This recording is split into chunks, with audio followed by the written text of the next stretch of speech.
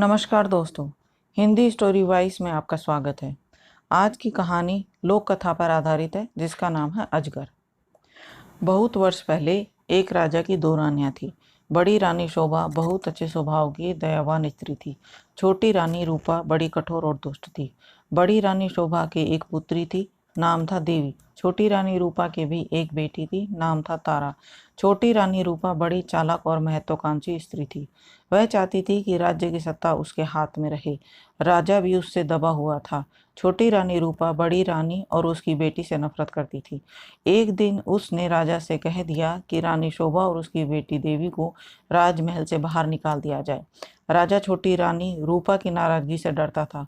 उसे लगता था कि उसे वही करना पड़ेगा जो रूपा चाहती है। उसने बड़ी रानी और उसकी बेटी को राजमहल के बाहर एक छोटे से घर में रहने के लिए भेज दिया। लेकिन रानी रूपा की घृणा इससे भी नहीं हटी। उसने देवी को आज्ञा दी कि वह प्रतिदिन राजा की गायों को जंगल में चराने के लिए ले जाया करे।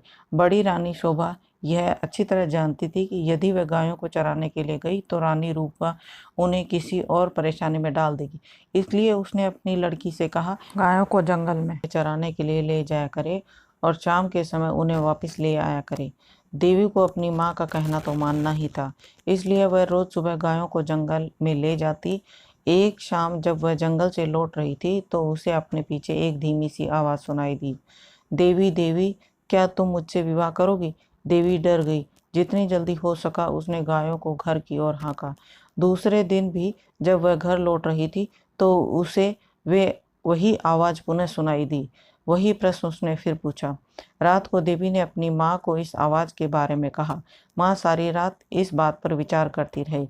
सुबह तक उसने निश्चय कर लिया था कि क्या किया जाना चाहिए।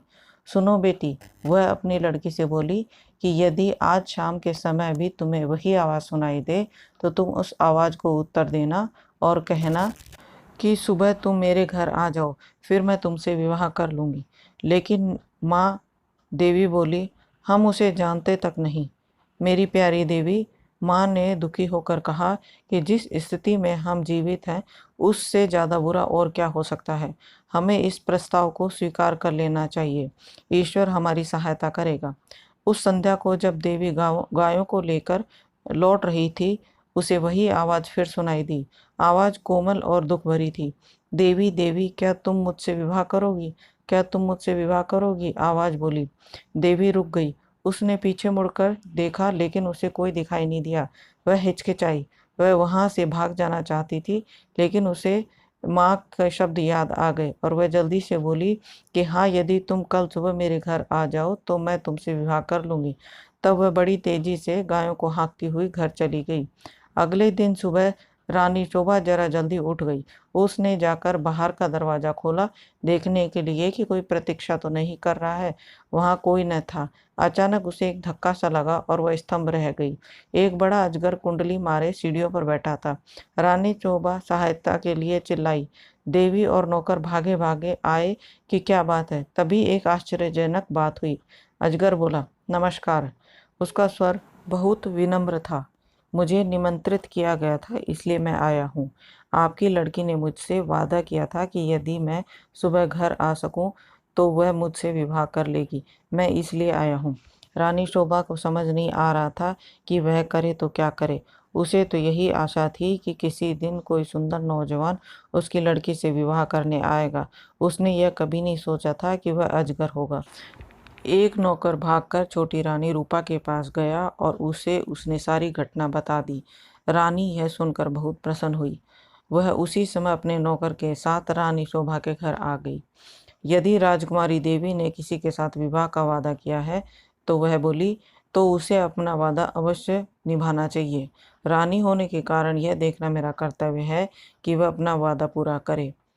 उसी दिन विवाह हो गया। रानी शोभा और देवी के लिए यह कोई प्रसन्नता का समय नहीं था, लेकिन इतने दुर्भाग्य सहने के बाद वे किसी भी प्रकार की विपत्ति का सामना करने के लिए तैयार थी।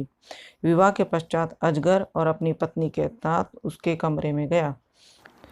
सारी रात रानी शोभा ने प्रार्थना करते हुए बिताई कि उसकी बेटी ठीक ठाक रहे। दूसरे दिन बड़े सवेरे उसने देवी के कमरे का दरवाजा खटखटाया। एक सुंदर नवयुवक ने दरवाजा खोला। देवी उसके पीछे खड़ी थी। मैं आपको कह नहीं सकता कि मेरी जान बचाने के लिए मैं आपका और देवी का कितना आभारी हूँ। वह नवयुवक बोला, मैं एक श्राप के कारण अजगर बन गया था। एक वन देवता मुझसे क्रोधित थे और उन्होंने मुझे अजगर बना दिया था। बाद में उन्हें अपनी करनी पर दुख हुआ। तब उन्होंने कहा कि यदि कोई राजकुमारी तुमसे विवाह कर लेगी तो मैं फिर से मनुष्य बन जाऊंगा। और अब देवी ने मुझसे विवाह कर लिया है तो मेरा श्राप उतर गया है। अब मैं फिर कभी अजगर नहीं बनूंगा। रानी शोभा बहुत प्रसन्न हुई। वह अपनी लड़की और दामाद को राजा से मिलाने के लिए ले गई। यह बड़ी विचित्र घटना थी। चारों ओर से लोग इस विचित्र नवयुवक को देखने के लिए राजमहल आने लगे। सभी उत्सुक थे सिवाय रानी रूपा के। रानी रूपा बहुत गुस्से में थी। उसने चिल्लाते और खिंचते हुए अपने आप को कमरे में बंद कर लिया। देवी का भाग्य उससे देखा नहीं जा रहा था। वह चाहती थी कि उसकी बेटी तारा भी ऐसी भाग्यशाली बने। आखिरकार उसे एक युक्ति सूझी। उसने अपनी लड़की को बुलाया। देवी का विवाह तो अब हो गया। वह बोली, इसलिए गायों को जंगल में चराने के लिए तुम ले जाया करो। नहीं, तारा चीख कर बोली, इतने नौकर हैं तो फिर मैं क्यों गायों को चराने ले जाऊं। यह मेरी आज्ञा है। रानी क्रोधित होकर बोली, एक बात और भी सुनो। यदि जंगल में कोई तुमसे विवाह का प्रस्ताव करे तो तत्काल कह देना कि तुम विवाह के लिए राजी हो। यदि वह अगले दिन सुबह हमारे घर आ जाए। तारा माँ की इस योजना से भयभीत हो गई। वह गायों को जंगल में नहीं ले जाना चाहती थी। वह खूब रोई, लेकिन रानी फिर भी नहीं पिघली। तारा को उसकी आज्ञा माननी पड़ी। तारा रोज सुबह गायों को जंगल में चराने के लिए ले जाती और फिर शाम के समय वापस ले आती। लेकिन उसने एक बार भी जंगल में किसी तरह की आवाज़ नहीं सुनी जो ये कह रही हो कि क्या तुम मुझसे विवाह करोगी। फिर भी रानी निराश नहीं हुई। जंगल में कोई अजगर तो था नहीं तो तारा से विवाह का प्रस्ताव करता। इसलिए उसने खुद अजगर ढूंढने का निश्चय किया। उसने अपने नौकरों को एक अजगर लाने की आज्ञा दी। बहुत खोज करने के काफी दिनों पश्चात उसे एक बहुत बड़ा अजगर मिला। उसे पकड़कर वे राजमहल में ले आए। आखिरकार रानी का मकसद पूरा हो गया और उसने तारा का विवाह उस अजगर के साथ कर दिया। अब रानी को संतोष हुआ। विवाह की रात तारा तथा अजगर को एक कमरे में बंद कर दिया। रानी अधीरता से सुबह की प्रतीक्षा कर रही थी। रानी रूपा ने सवेरे सवेरे ही लड़की के कमरे का दरवाजा खटखटाया, लेकिन कोई उत्तर न मिला। उसने जरा और जोर से दरवाजा खटखटाया, लेकिन दरवाजा तब भी न खुला। रानी से और प्रतीक्षा न की गई। उसने धक्का देकर दरवाजा खोल दिया। मोटा अजगर जमीन पर पड़ा हुआ था, लेकिन तारा का कोई अता पता नहीं था। रानी चीख पड़ी। महल में सभी ने उसका चीखना सुना। राजा और नौकर भागे आए कि क्या बात है, राजकुमारी कहाँ है। सब चिल्लाए, वह तो अजगर के पेट में होगी। रसोइया बोला, देखो वह कितना मोटा हो गया है। रानी अब बड़ी जोर जोर से रोने लगी। राजा भी रोने लगा। रसोइया अपना सबसे बड़ा चाकू ले आया। वह बोला, यदि वह अब तक जीवित हुई तो मैं राजकुमारी को बचाने की कोशिश करूंगा। उसने अजगर का पेट चीर डाला। तारा अच्छी भली जीवित थी। रसोइयों ने उसे बाहर खींचा। वह चीख मारकर अपनी माँ की तरफ भागी। अजगर की मृत्यु हो गई और साथ में रानी रूपा के इस इच्छा की भी कि तारा का विवाह देवी की तरह किसी योग्य और संपन्न युवक के साथ हो। आशा करती हूँ कि आपको कहानी पसंद आई होगी। पसंद आई है तो सब्सक्राइब करें, कहानी को लाइक एंड शेयर करें। फिर मिलते हैं एक और नई कहानी के साथ।